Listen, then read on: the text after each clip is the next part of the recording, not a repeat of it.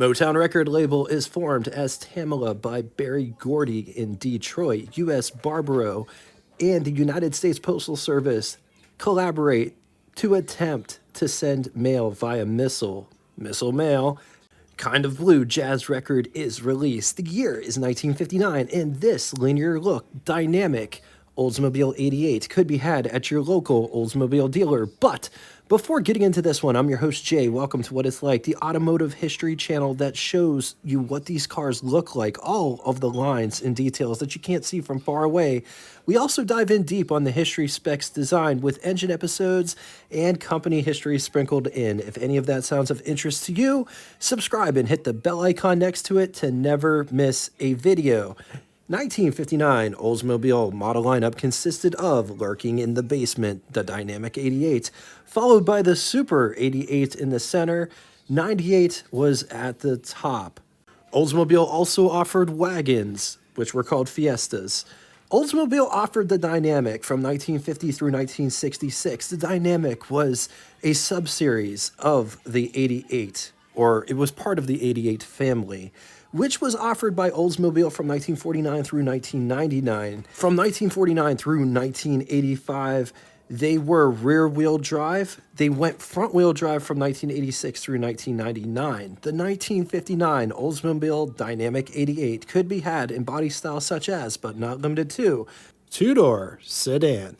Two-door holiday hardtop is what they called their hardtops. All of Oldsmobile's hardtops were called holidays. Two-door convertible, four-door sedan, four-door holiday hardtop, and four-door Fiesta wagon. As previously mentioned, the Dynamic 88 is a subseries of the Oldsmobile 88 line, which was offered in 10 generations. 1959 falls in the fourth generation, which consisted of years 1959 and 1960. 1959 was the first year of a whole new generation, so let's compare. 58 on top, 59 on the bottom, starting in the front. Before getting into all of the differences, let's talk about the similarities. Both of these cars have quad headlights. Both of these cars have wraparound windshields. Both of these cars have windshield wipers that come together, and both of these cars are made by Oldsmobile. Now the differences. There is a lot. First off, just look at how much slender the front fascia looks on the 59 versus the 58.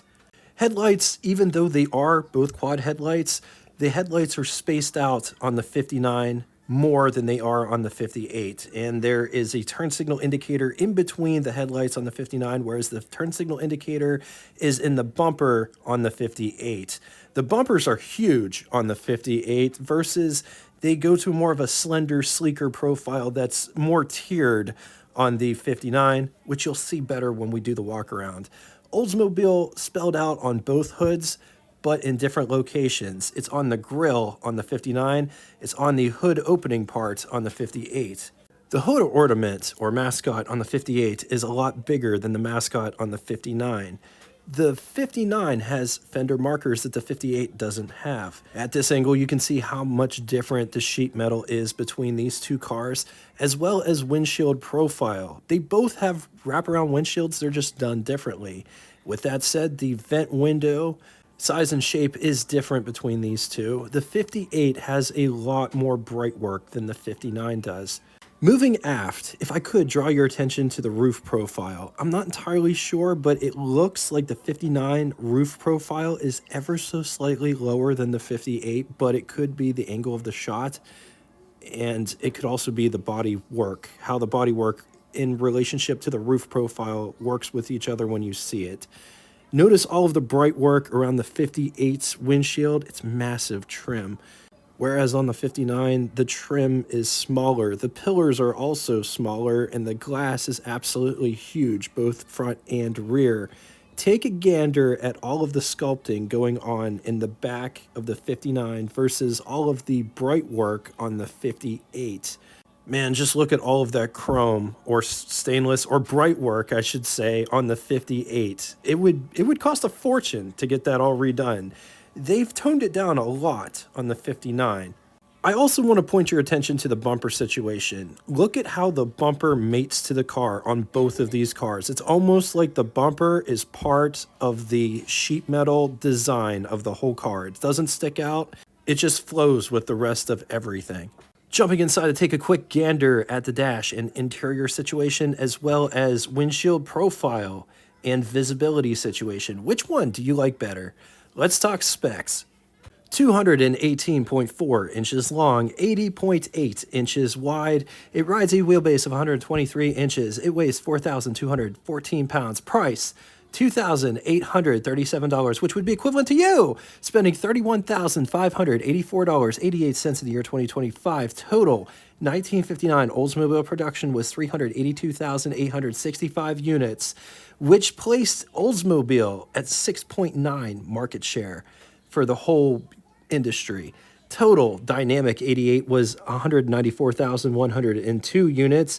Total Coupe was 16,123 units. Moving on to engine, only one engine on offer for the Oldsmobile Dynamic 88. That was the 371 cubic inch displacement overhead valve Oldsmobile Rocket V8. It was good with 270 horsepower from the 2-barrel Rochester 2GC carburetor, or for an option, you could get the Rochester 4GC Quadrajet, which produced 300 horsepower at 4,600 RPM, 390 pound-feet, or 529 newton meters around 2,400 RPM, with a bore of 4 inches in a stroke of 3 and 11/16 of an inch. Compression was 975 to 1. When backed with a 3-speed manual transmission, the 2-barrel carburetor would go 0 to 60 in 9.4 seconds. The 4-barrel would do it in 8.7 seconds. Theoretical top speed of 116 miles per hour while achieving an average of anywhere between 10 to 13 miles to the gallon. Wow, let's talk styling on this car. Just look at these bumpers, where they go back to the wheel well in the fender. The fender does flare.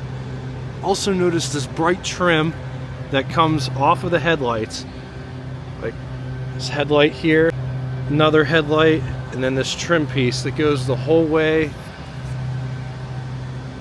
down, and it stops at the driver's door. It goes like 3/4 of the driver's door. I love how this convexes out, and then the hood protrudes it. Just look at how this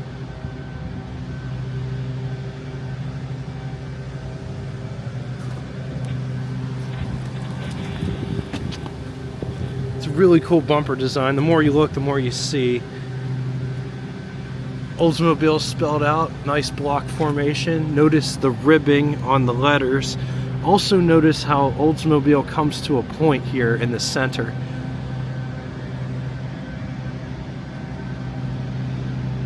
And just up above that, you have the 88. I love this 88 badge. Just how it's wider here than it is down here. The hood bevels down. Also notice how it sinks down in the middle, but has the center line that goes towards the curved windshield with windshield wipers that come together.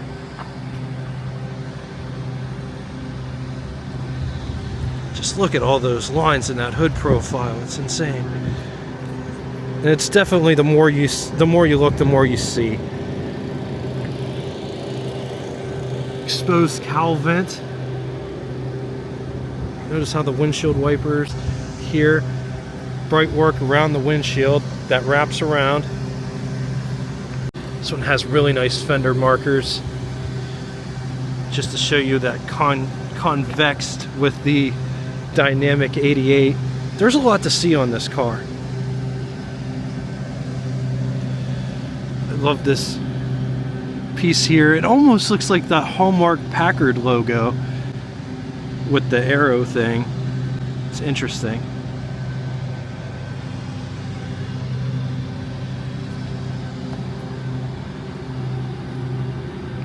So just take a look at this, how it spreads, fans out going back towards the mirror. So just take a look at how that mirror is designed. Just before it gets to the mirror, it protrudes upward. I don't know if you can see it right here. It's a little bead The bead gets bigger as it goes back. See how pronounced it is right here. And then a fin is added to it. Also notice right about here it starts fanning out from the car. Becomes like a protrusion, overhang if you will. This is what the fin design looks like. They're more or less just added on. Notice the brake lights come to a peak point back here. All of the texture effect inside the brake light. There's a better look at this overhang, how it's all convexed. Rear bumpers are totally different than the bumpers in the front. This is where the backup lights would be if you got that option.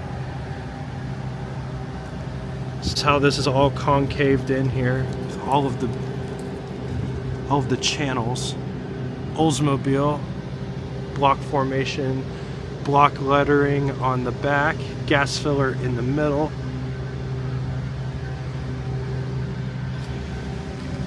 I love how the trunk has this massive handle to pull open the trunk. That's pretty cool. All of the bright work on the edging.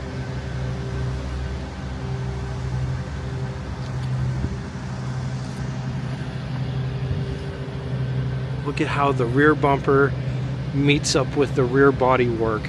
And then it has this piece added to make it look like the bumper is part of the body, the sheet metal. The rear wheel wells are also flared out. I keep seeing lines and details I want to point out. Look at how this fans out right here. This line keeps dropping.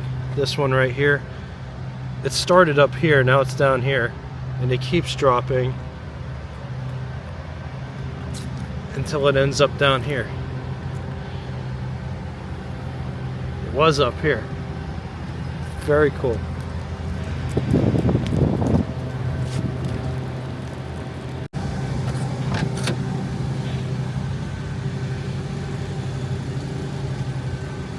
Very nice quality heavy door, which opens that wide to allow plenty of access into the cabin. Just notice, because it's a two-door sedan, it's all framed out. Also, just take stock at how thick this frame is at the top and then how it spreads out down here. It feels like a vinyl material. It's two-tone with black and white. Black down here, bright trim, and carpet at the bottom. The armrest as well as door handle to pull the door shut, door handle to get out, window crank for the vent window, which operates like this. Crank window, crank for the big window, which operates like this. Notice how thick that window is, that glass is. Coming down inside the pedal box down here, you have the high beam switch down here on the floor, emergency brake and or parking brake. This is the push it down to turn it off. There's an off switch here. There is also a light on top of it so you can see that when it's engaged. Got brake pedal that says power brakes, gas pedal. Just take a look at this interior.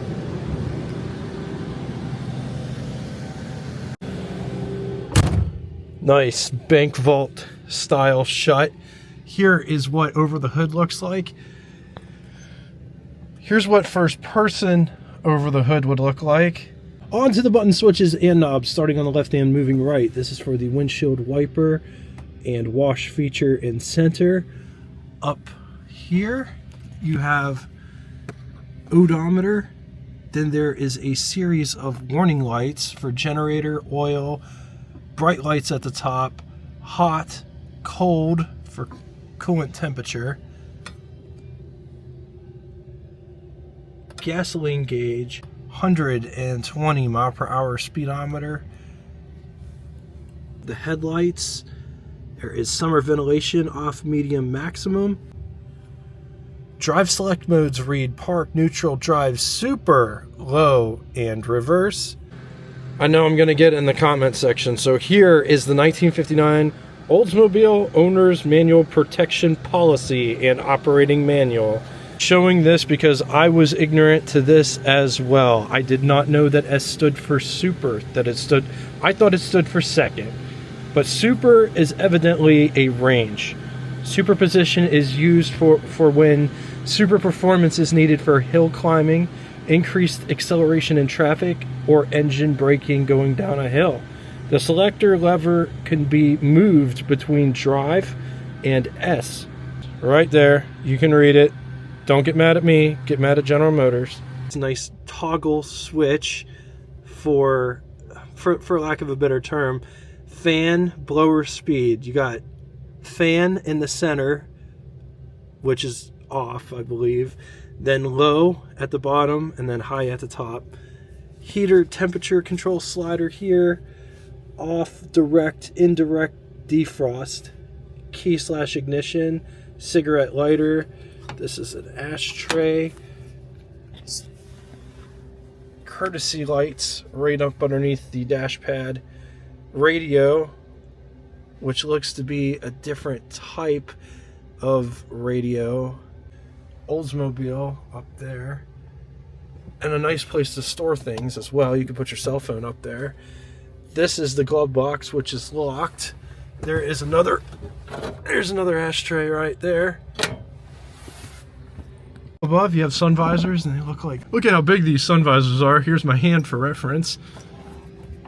Got daytime, nighttime, rear view mirror, and center. Look at how it's connected. It almost has this floating appearance. And there's another sun visor over here for the passenger. So getting in the back, the seat pivots out of the way to allow that much access into the rear. Before getting back there though, just notice how the rear is channeled, whereas the front is not. So it's tubbed out here in the back. Here is what the front looks like from the back. Let's take a quick gander at the greenhouse, or the pillar to glass ratio, which is super nice in this car. This is what visibility looks like out the back from the back seat. Very nice visibility in this car. Just notice how the rear glass curves. It doesn't have nearly as much curve as the front glass, but it's awesome. The pillars are very small. It almost doesn't even feel like there's a roof on this car. Creature comforts, there is a dome light in center. Notice it's vertical instead of horizontal, with the light switch back here for the rear occupants to mess with.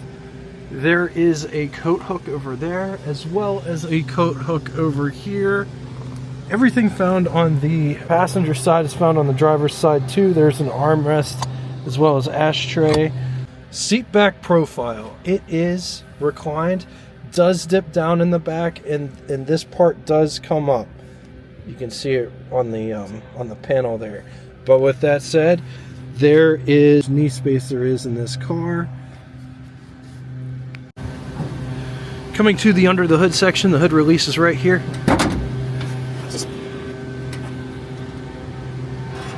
Oh yeah, it's all one motion. Hood's super heavy. You got the two horns down here. Just look at that. Rocket V8 engine. It's got the generator. It's a 2-belt system. One belt runs the alternator and fan. The other one runs the fan and generator. And it looks like there might be another one.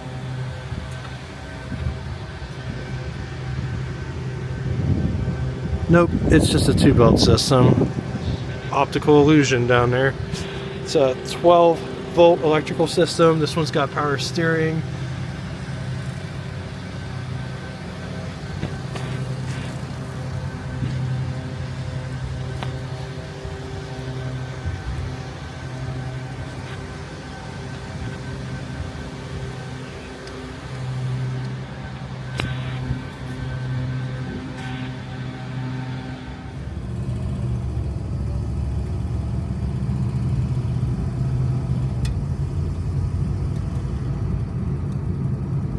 this thing just glides down the road. It just does. It just, no hesitation whatsoever. And of course it has power brake, so this thing will stop pretty firm.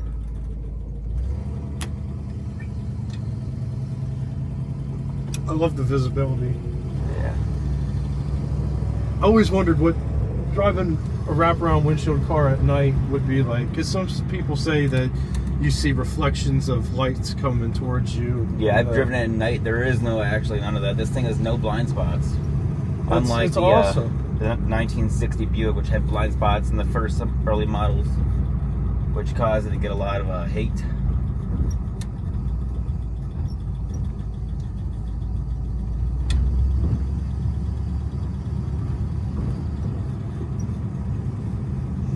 It almost doesn't even seem like there's a roof on this car. There's like no, the pillars are really small. Everybody likes the big bubble windshield.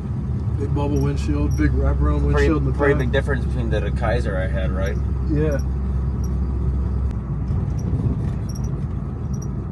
What's crazy is you can get some of these older car parts easier than you can get some of these new car parts.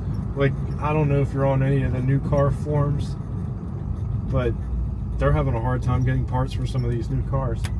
And you could just go into Napa and be like... You got the blinker light going and everything. Nice. Oh, this car does have working brake lights and blinkers, unlike the Kaiser. I went to Napa for a brake master cylinder for my 52 Chevy, and I got it the next day. Napa, there's a lot of Napas in this area. There's actually one just down the road. Well, I'm saying though, it's one of those weird ones that has the brake pedal that comes up and the reservoir is right underneath it. And it's just amazing that they were able to get it to me the next day.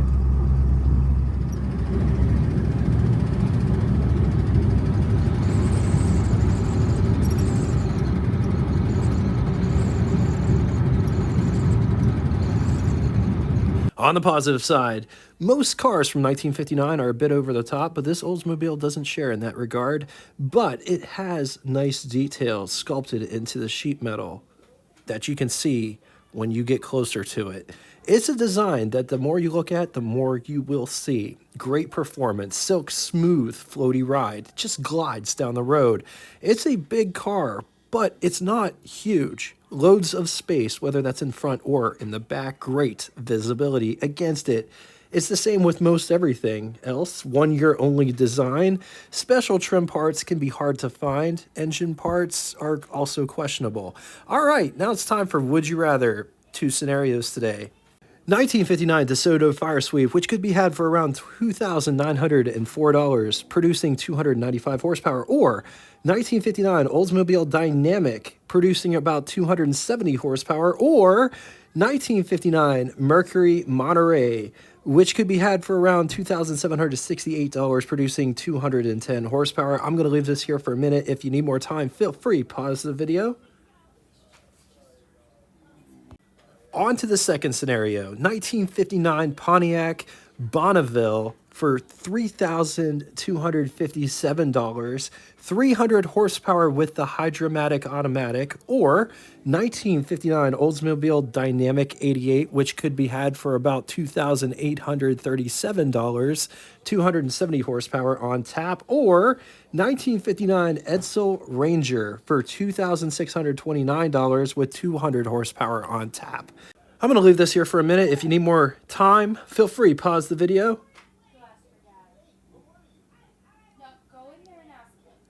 Now it's time for Name That Tune. First person to get both the name of the band, song title, and the lyric that comes next will have their comment pinned to the top of the comment section. Each night I ask the stars up above. So just to reiterate, today you need the name of the band, song title, and the song lyric that comes after what I sang. First person to give all 3 of those will have their comment pinned to the top of the comment section. Thank you all so much for coming out and watching this one. If you'd like to get in touch with me, shoot me a comment in the comment section below. Thank you so much for making this an awesome community for car-loving enthusiasts to get together and just talk amongst ourselves about these awesome machines. It means the world to me that I get to do this. Thanks again for making this automotive community awesome. Until next time, toodaloo! Welcome to the after show. This part of the video doesn't have any sound or commentary, but it gives you the opportunity to see this car, all of the lines, all of the details sculpted into the sheet metal that you can't see from far away. Enjoy.